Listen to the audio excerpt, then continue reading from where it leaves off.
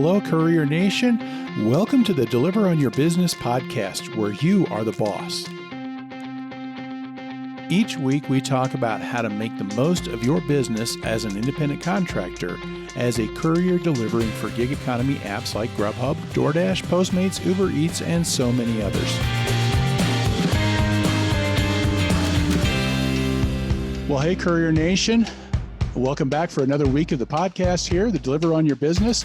And this week, I'm really excited to have Elijah Blau on with us. You may know him if you have spent much time looking around on YouTube. You may know him from his YouTube channel, which is the App Lifestyle.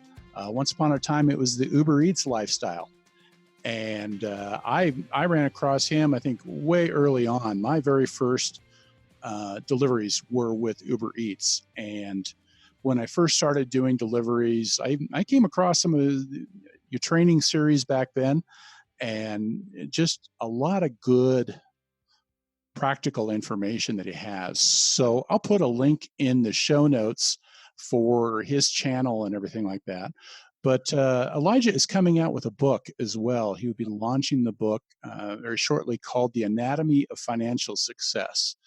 And so I wanted to talk a little bit about that, because I think finances is something that we really have to keep an eye on.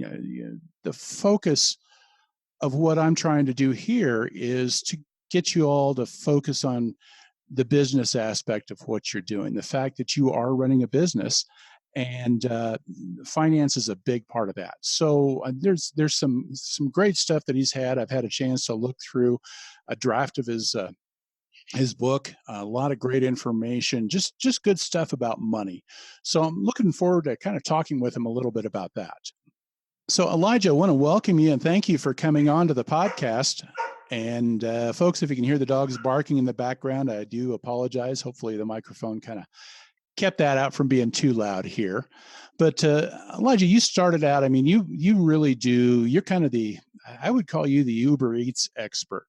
And I want to start off maybe a little bit about how did you get into doing delivery with Uber Eats, and what do you like about working with them? I appreciate you having me on, Ron. And Uber Eats, ironically, I started as a rideshare driver for just a regular Uber. So I initially got started when I was involved in a network marketing company, and I wanted to subsidize my sales income.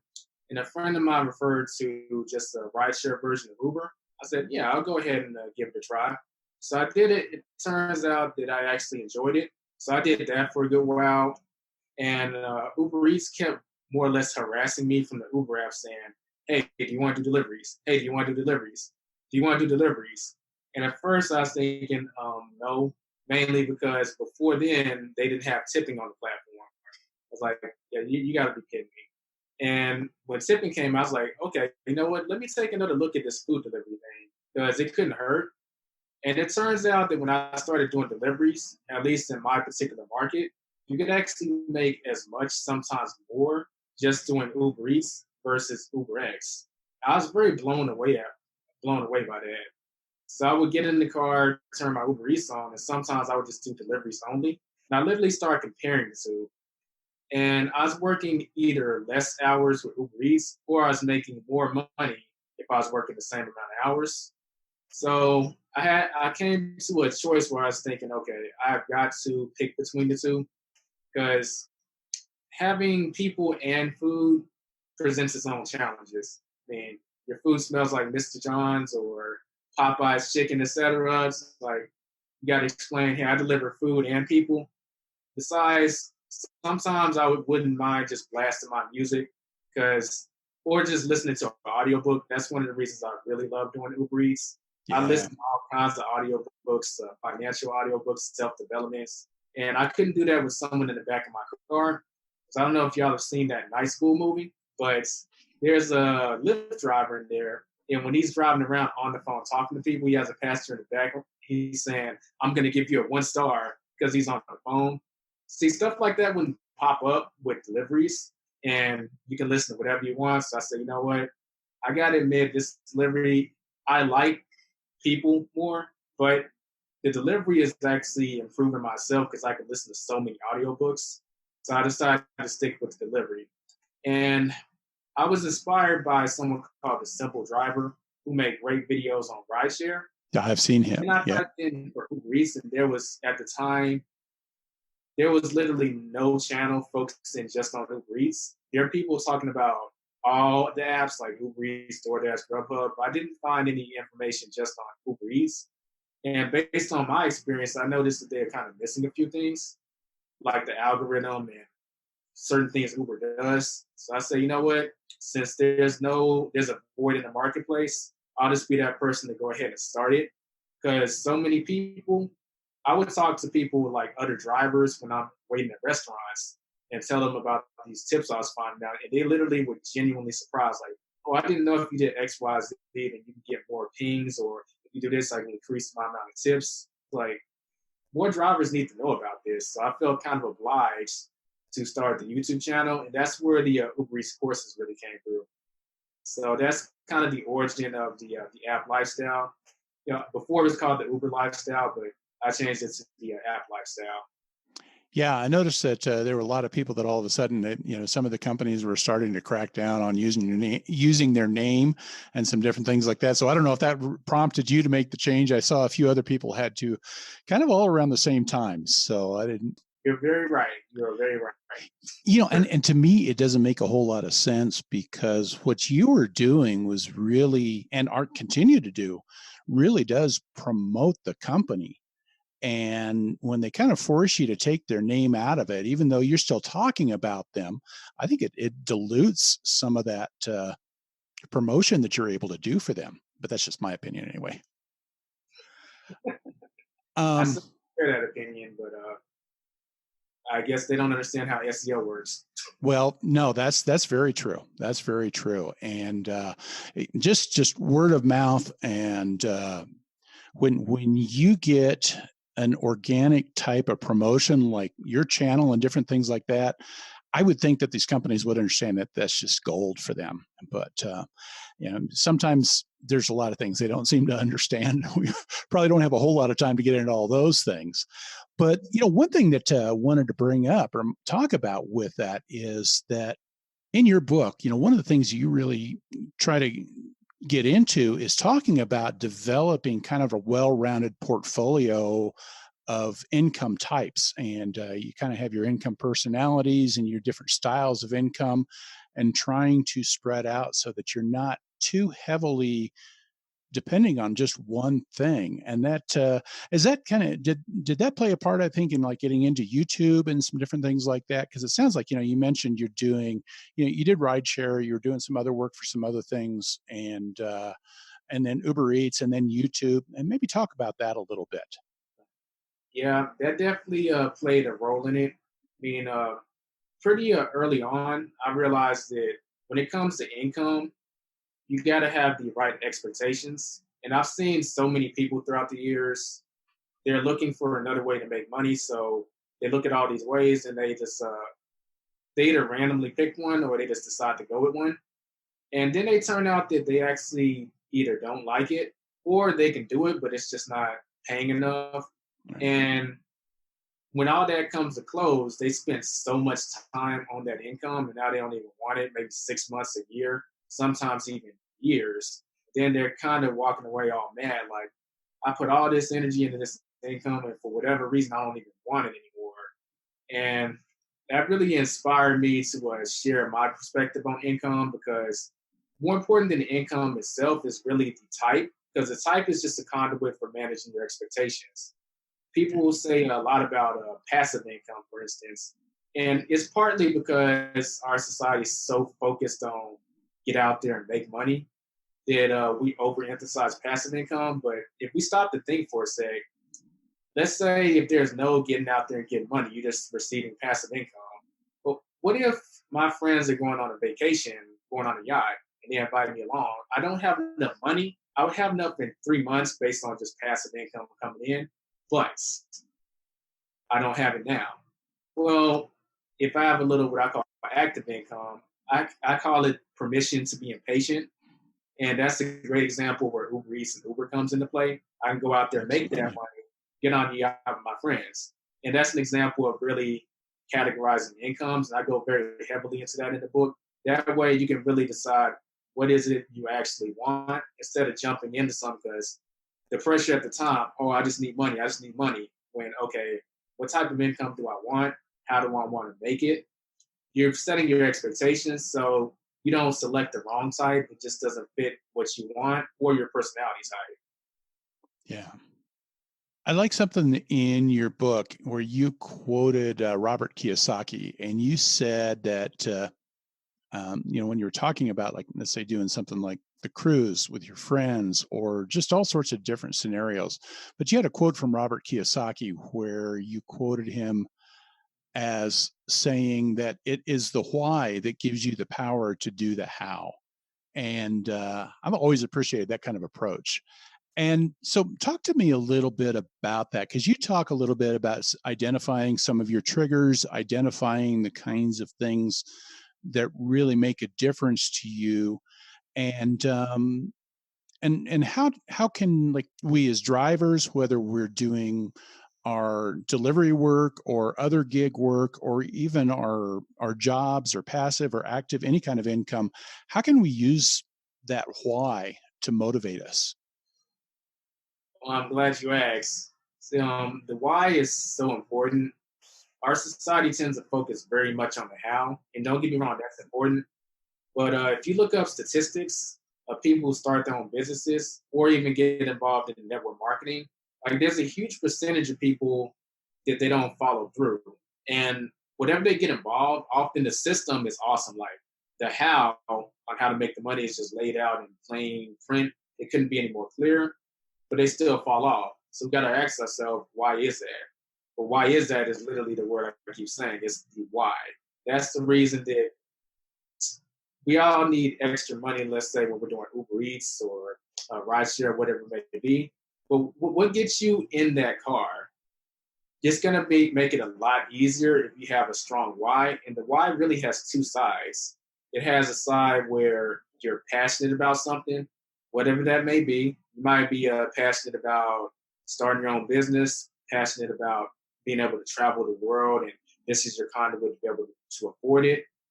And on the other side, you also got to have something you really don't like about your current circumstance. Like you don't like the fact that you're going walking through the mall and you're forced to window shop instead of saying, you know what, I want that. Or you might want to get involved in some types of investments, but I don't have any money or I have limited money. Like there's a bigger behind that. Is people shy away from it because they say, oh, it's going to make me feel bad. But that's a source of power if it has somewhere to be directed.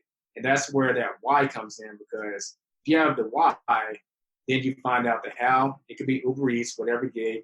You can go and put in the work. And anytime you're tired or you're just mentally strained or feel like giving up, you just play that mental picture of the why in your head. All of a sudden, you're back to what you're doing full energy. That's why so many people become wealthy. They have very strong whys, whether it be more time to spend with their family, improving the lifestyle of their family as a whole, or it doesn't have to be some humanity or family thing involved. It could just be purely selfish. You might just want to be sitting on your butt on the beach sipping Mai Tais. If that's a strong enough why, as long as you're not hurting anyone, there's nothing wrong with it. Right.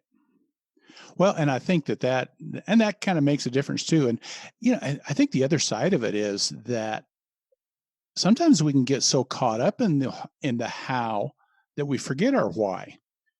And, and I think almost as much of a tragedy of not getting anything done, not making any money, is to go out there and make the money, but then lose sight of your why and never really accomplish that. So it kind of, you kind of need to use that to create a little bit of balance, I think.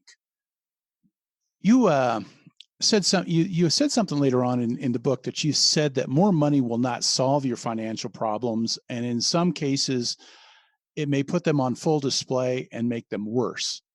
And there were a couple times, like you quoted Dave Ramsey, and I always liked a lot of the stuff that Dave Ramsey had to say. Like one thing that he would say was similar to that sometimes it's that money just kind of has a way of amplifying who you are or exposing you, not so much fixing things. That more money's not going to make you a different person.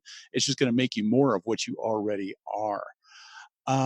Talk a little bit about, I think, just building a a foundation, because you do a lot of this in your book, and I think that's going to be coming out here. Is that I know you've got that scheduled to be able to start going live with that here within the next week or so. Is that correct? Yes, actually, exactly 1 week from today, so next Wednesday. Okay.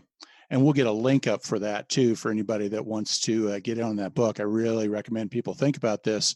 But one of the things that you do is you do build a foundation um, that you don't just start with the how and the why, or well, you don't just start with the how, but you really kind of build a foundation. And I think that that ties in very well with this idea that sometimes money makes you more of what you are. So tell us a little bit about your thoughts about kind of building that foundation before you get the money. Oh yeah, most definitely. I mean, the key word is system, system, system, and that's not just a buzzword. I mean, if you think of your why and even your how to some degree as the fuel that's really fueling your financial ambitions, but if you don't have a system to make sure everything stays intact, it's either not going to go anywhere or it's going to come collapsing. So in my book, I talk about how to build the right system for your money, because when it comes to finances, you want to make sure all your bases are covered. A lot of times, just based on our personality, we'll focus on just a few aspects of finances that we find intriguing. Like, for example, some people love to spend money on themselves, and they like to keep up with their bills, and those are important. But they may neglect things like investing your money so you can get some of it in return, or they may neglect their savings. And you could take to the opposite extreme someone, they are an avid saver. They don't like the fact of just going through life without having a savings. You got to have funds for a rainy day. And they may actually look into investing to some degree, but they hardly ever spend money on themselves. And when it comes between paying bills and like investing in something, that they'll pick the investing, and well, you kind of set yourself up for a quagmire, because yeah, you start getting money from your investments, but when your car gets repossessed, who are you gonna blame? Okay, Right. and if you don't spend money on yourself, you're gonna start feeling like a slave, quite literally. You're putting in all this work and not spending any money on yourself, and you wonder why you're depressed. So just having a system of being very well rounded, making sure all the areas of finance are covered, is very important. That's something I go into great detail in the book. But just here, even those 4 points I just mentioned, investing, savings, expenses or bills, and spending money on yourself, just having those as an integral part of your system is just a groundbreaking experience. And if, as long as you make sure you don't drop any of those areas under 5%, what I mean by 5% is you take your annual income, your monthly income, just multiply that times zero point 0.5, then you'll see what 5% is. Make sure none of them drop below that, because if you drop below that, that's when that area is neglecting, and you're going to start seeing the negative repercussions of not giving it the right attention. Yeah. Yeah, and it really you want to think. I think I always want to kind of keep in mind the things that you do need to pay attention to. Like you said, you getting your car repossessed. If you're using your car for delivery, that kind of kills your ability to make money. Unless you're a walker. And there are some markets where people are, New York City, probably downtown Chicago, some places like that. People can walk, but most of us need our cars. So.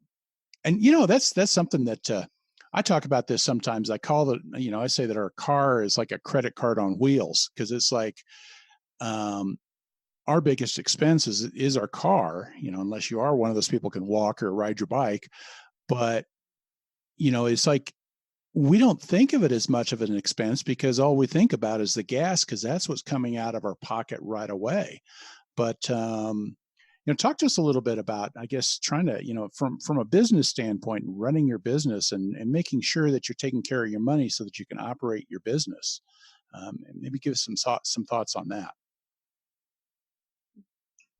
First off, I do want to say I am not a tax advisor, so take everything I say with a grain of salt.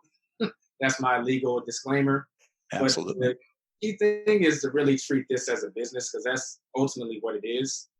And that means that any money you spend on your business, you need to be keeping an accurate record of it, Absolutely. and checking with And there's a lot of free resources you can check this out with, like TurboTax. Um, there's another one that escapes my mind, but I think it's the Mile IQ app, as well as a lot of tax advisors actually do offer a free consultation. But you can just find out exactly what expenses are tax deductible, because I've seen people, they don't pay attention to any of this and they get hit with a huge tax bill at the end of the year. Yes. When, as a delivery or rideshare driver, and by rideshare I do mean Uber X, not the higher platforms, but specifically delivery, if you're keeping track of your expenses and writing off what you can, you shouldn't be paying that much in taxes. In fact, not to brag, but all my years I've been doing Uber Eats, I've always managed to come out owing zero. And that all goes down to that record keeping. But I'm not just record keeping. You just want to have a just a mental meter of how your car is doing. Make sure you're getting your tires rotated, your oil changed, because we use it so much. We do need to keep in mind that things like that, which would need to be done on a regular basis anyway, probably need to be done just a little bit more frequent. And a good habit I have, I know we love blasting our music, more power to you, but maybe just once a week, like on the way home after a shift of doing deliveries, just turn the radio off and just listen to your car. And if you hear anything kind of like weird, then you know to get it checked out before it becomes some kind of major problem. Yeah. Yeah. Cause I mean, that's our bread and butter, almost kind of literally. And so one thing that I do is like, I figure on about 15 cents a mile is what my overall maintenance cost is going to be once everything goes into, some of it is way down the line, like, your tires and different things like that. And so I try and get into a habit of saving 15 cents a mile. And then when I've got all those things come up, because like right now I'm, as we're talking right now, I'm charging up my battery because it's time for a new alternator. But because of doing that, then at least, when you think about some of those things like that and you think ahead with your money, then those kinds of things don't knock you for a loop when all of a sudden it's like, oh, my tires just went bald. I've been driving, 30,000 miles a year, and who knew that your tires are going to go bald and have to be replaced every 40,000 miles? And so, yeah, you want to think about that type of thing. You talk a lot about orthodox. Well, you actually have like 4 different quadrants of income. You've got orthodox versus. Let me see. I'm trying to remember the other one. It was orthodox between kind of an unstandard. What was your term for that? There's orthodox income, then there's unorthodox income. Unorthodox. And orthodox that makes is just sense. another word. Yeah. And then you had your passive and your active. And maybe talk to us a little bit, because there's a lot of us that are doing this delivery where it's delivery is the only thing we're doing, or maybe it's a side hustle and then we're doing this as part of another job. But there are a lot of other ways to do income. And talk a little bit about some of the different types of income that you can make, and about how you can maybe use some of what we're doing in delivery as maybe a launch pad into being able to do more with our money. Yeah, definitely. The first thing I would say is you want to decide, you always want to have at least 2 types of income, different types. And just like you said, there are 4 quadrants. And based on which one you value more in your life, decides on which ones you want to go after. You're looking for the ultimate control of your income. You might want to look into getting involved in something that allows you to control how much you make. So it's not a standard, okay, this much money is coming in every single month or even every single week. I'm going to make my budget around that. If you really want to get paid based on how much effort you put in, you want to look into something like sales, certain apps, things that allow you to more or less, the sky is the limit. Even network marketing, if you have that type of personality. And going on the more introverted side, there's plenty of tasks you can do on the computer that are freelancing, like video editing.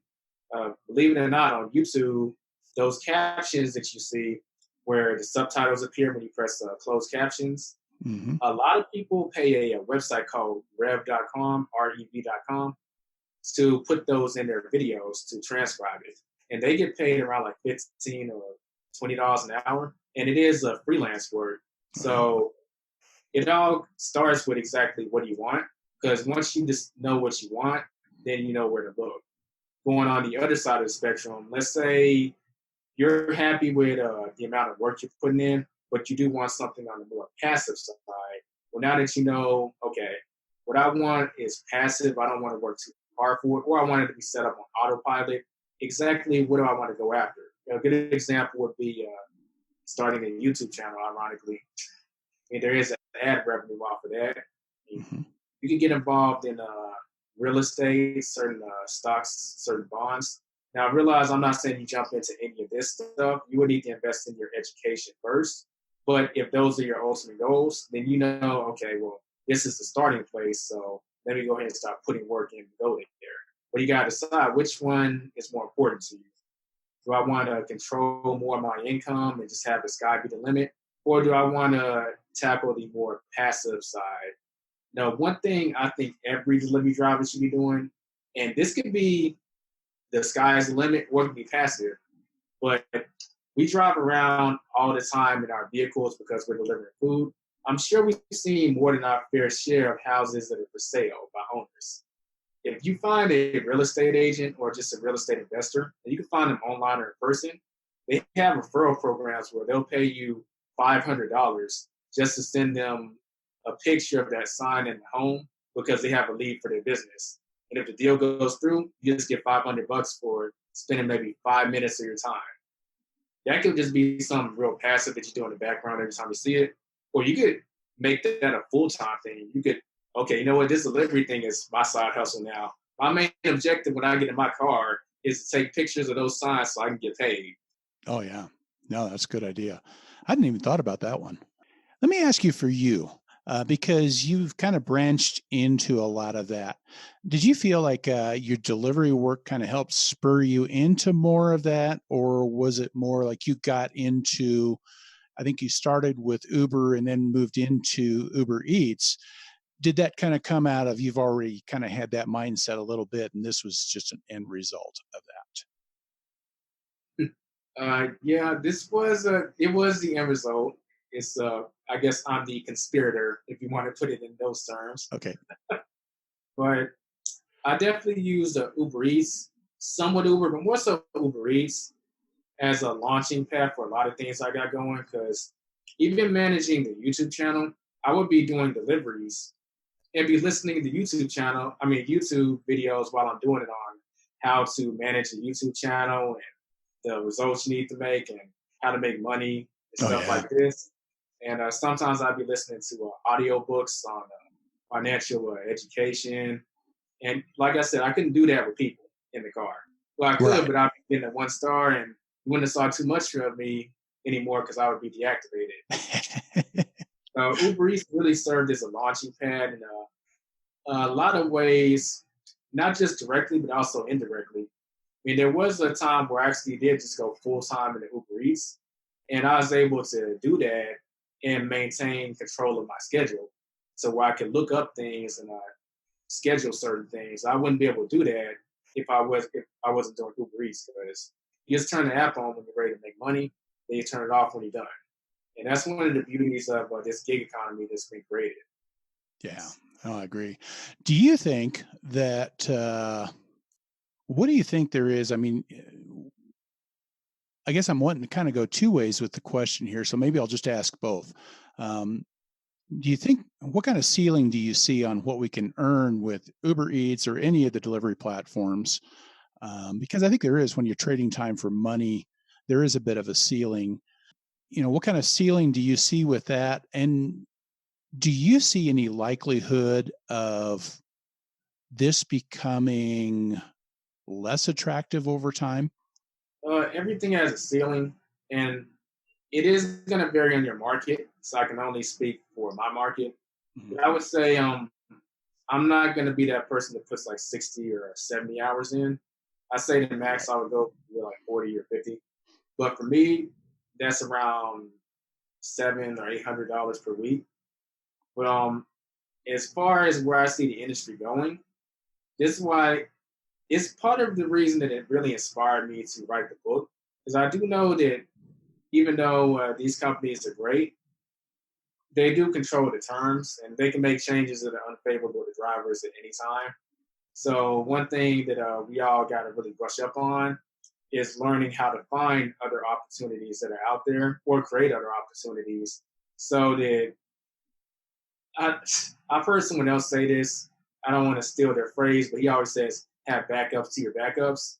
I would Oh yeah. say that, but I would extend it just saying that you want to make sure all your bases are covered and not have your sole source of income coming from something that you don't directly control. We control when we get online and offline, but we don't control the rates. So we want to realize that and really set things up outside of the industry or set things up that are complementary to what you're doing. A good example is there's a company called Rapify, and I've covered them on the app Lifestyle, but you can wrap your car and they'll pay you for miles driven within a certain area. And that's actually passive income because you're already driving out there for deliveries. Right. So you see how you're still doing what you're doing, but you're increasing your income. Looking Mm-hmm. at little things like that, you can really make all the difference. But it starts with you realizing, okay, well, I want to have an exit plan for this, or I want to have a plan to where this becomes more of a side thing, and then my main thing is really starting to take off. And that could, it doesn't have to strictly be entrepreneurship. It could be you getting a trade and becoming educated, and then you have more value to bring to the marketplace, so you can become a freelancer in that trade or get a high-paying job. And then you might hop in and do deliveries because you want some extra money. And say you're engaged and you want to save your money to get the engagement ring. Hop in Uber Eats and get that money, then hop out. You can do it like that. Yep. But you got to have a game plan for all that. If you don't, you're just going to keep driving and driving. And then let's say the companies make a change in your favor. Like, oh, man, this is, I don't like it. It won't be as big of a deal if you do have other things set up or if you're setting up things at the very least. Yeah. And folks, if one thing I would tell you to do is if you didn't notice it, back up a few minutes, go back and re-listen or something. If you didn't catch Elijah talking about this, about what he's doing when he's driving around, he's talking about, listening to the audio books and, learning and listening to YouTube channels. And I think that's a big thing. I always like to say that this is kind of like that. This can really be a gateway drug for, for a lot of us, we're kind of accidental entrepreneurs, and maybe didn't plan to run a business, but there are a lot of elements of it that are part of that. But I'm hoping that it can kind of become for a lot of us maybe something that inspires us to want to go well beyond something that involves trading time for money and things like this. And so I really like what you said about just taking your time. We've got all sorts of time in the car. So, take that time and learn and, find where you want to go next and start preparing for that because gosh, you're getting paid to learn, and that's kind of one of those not as easily measurable things. Like you said, you get paid, if you do the Rapify, you get paid some money for having that, advertising on your car while you're driving around. But there's another way that you're getting paid, and that's just that time that you get. And when you can use that to learn, it's kind of like you're paying yourself. Any other bits of advice that you would like to leave us with as we wrap up here today? I wrap up by re-emphasizing what you just said, and really taking advantage of that time that you have in the car, and educating yourself on. It can be a new trade you want to learn, or a particular skill set. I actually have a video on my YouTube channel, and it was a pun, but the video's titled "Let Uber Eats Pay for Your Education."